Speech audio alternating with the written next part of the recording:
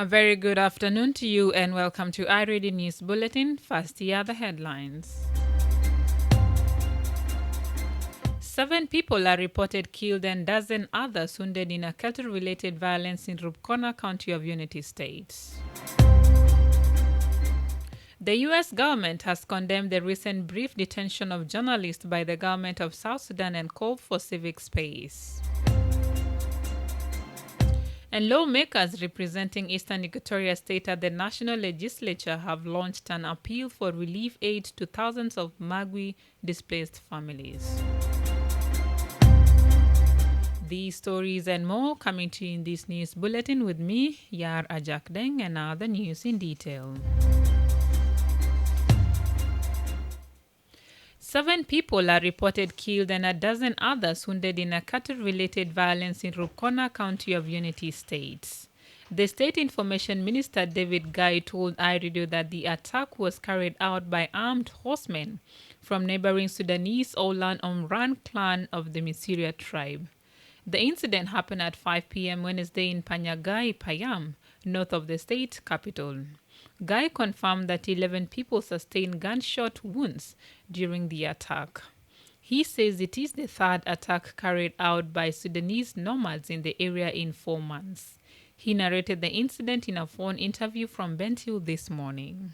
The attack was launched against our youth who are living in cattle camp in our territory by Omran. They came and attacked our youth. From the fight, 7 people from our side dead and 11 people were wounded. The attack happened around 5 p.m. They came trying to raid the cattle from our youth who are in Payangai. It's a part of Rupkona County in the northern part of Unity State. This is not the first time that they attack our youth. This is the third time. They are what so-called Yalamran. This kind of Arab nomadic are moving from places to place. They came with their camels, and as our youth try to defend themselves, they also run away with their camels. iRadio could not independently verify the information, but in the recent months, communities at the western border with the Sudan reported persistent raids they often blame on the Misiria tribesmen. The U.S. government has condemned the recent brief detention of journalists by the government of South Sudan and called for civic space. My colleague Susan Anyuat reports. Last month, 8 journalists and an activist were briefly detained by the National Security Service while covering a press conference at the National Legislature. The reporters were from different media houses in the capital, including an iRadio journalist. The journalists went on an invite signed by about 19 legislators to lament on challenges facing the MPs in Juba. Other issues in the agenda include the slow implementation of the peace agreement, but the security personnel who were inside the premises reportedly intruded and ordered the MPs to call off the presser. They also confiscated all the media gadgets and took the journalists to the office of the Internal Security Bureau within the August House.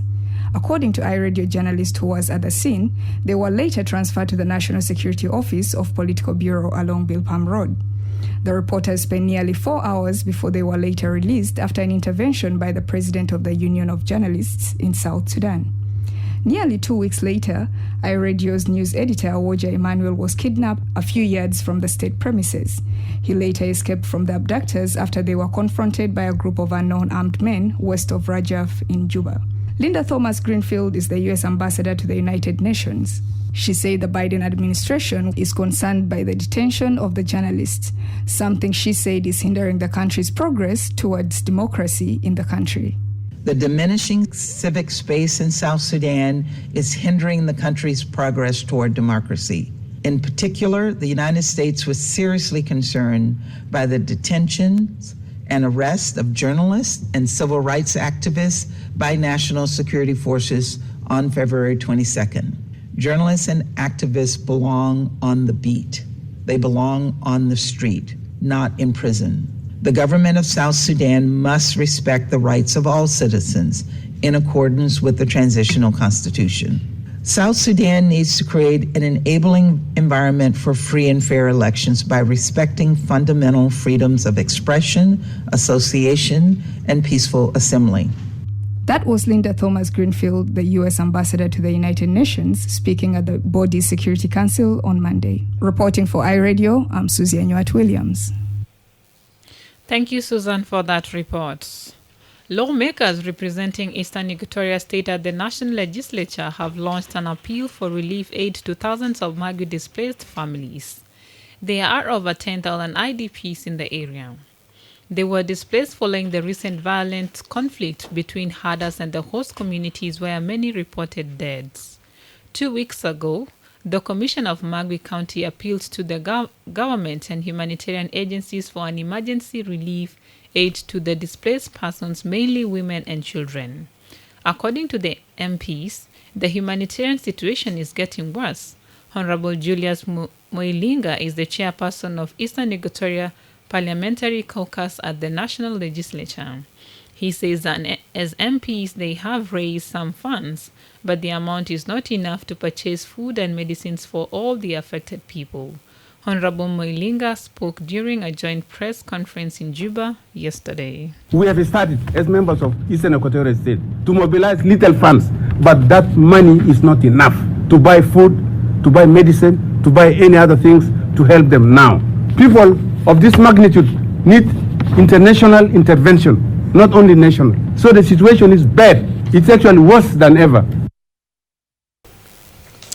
Honorable Julius Moilinga went on to say, we, the nationals of South Sudan, we don't want the image of this country to be tarnished because of cattle, because of infighting amongst ourselves. We just hope everything will be concluded peacefully. We don't want clashes amongst, our own ethnic, divisions in the country. No. But then every time problem. I think that is not the best way forward. Last week, the Minister of Information Michael Makwei appealed for calm, saying efforts were underway to ensure the herders in Magui County return to home of origin. You are listening to iRadio Afternoon News. The Minister of Water Resource and Irrigation Manawa Peter has received 4 river cleaning machines, known as barges, from the Egyptian counterparts for cleaning pathways of the Nile River. This was confirmed by Gatiek Wichard, the press secretary in the office of the minister. The project was part of an agreement signed between South Sudan and Egypt in 2018. The initiative is intended to increase the flow of water downstream in order to reduce flooding in South Sudan, as well as to satisfy the dire need of water by Egypt. Speaking to iRadio yesterday, Gatiek said the project is expected to start next month in Nam River in Unity State. The Honorable Minister Manawa Peter traveled to Egypt last Friday upon invitation by his counterpart, the Egyptian Minister of Water Resources and Irrigation, in order to discuss issues to do with water cooperation. The government of Egypt has provided for budgets for opening rivers, such as Barghazal Basin in Unity State River. So they want to clear the river so that the water continue flowing, or the movement of water is not affected by any challenges. And that project will be implemented at the end of the month, so it will start in Unity State. I don't think there is a negative because it's just helping us to clear the water, and then the water will flow. Because now in Unity State, the movement of water is not normal as usual. So they want to clear the river so that the water can move freely. And even it can help us also to mitigate these issues to do with clouding and all this. A barge is a water vehicle that is designed to remove materials such as sand, soil in the rivers and waterweeds. On Tuesday, the water minister led a delegation to Egypt to inspect the barges.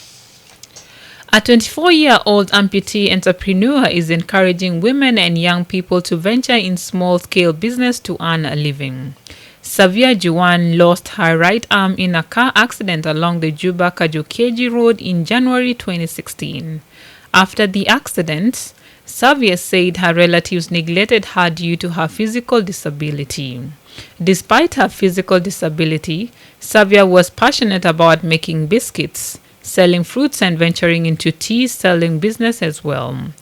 Months later, she started a small business with an initial capital of £5,000 6 years ago.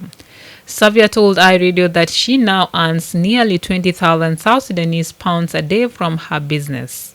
Savia is now able to pay her tuition fees and provide for her family. I'm just encouraging that those who have or those who doesn't have the disability, let us join our hand, let us work together.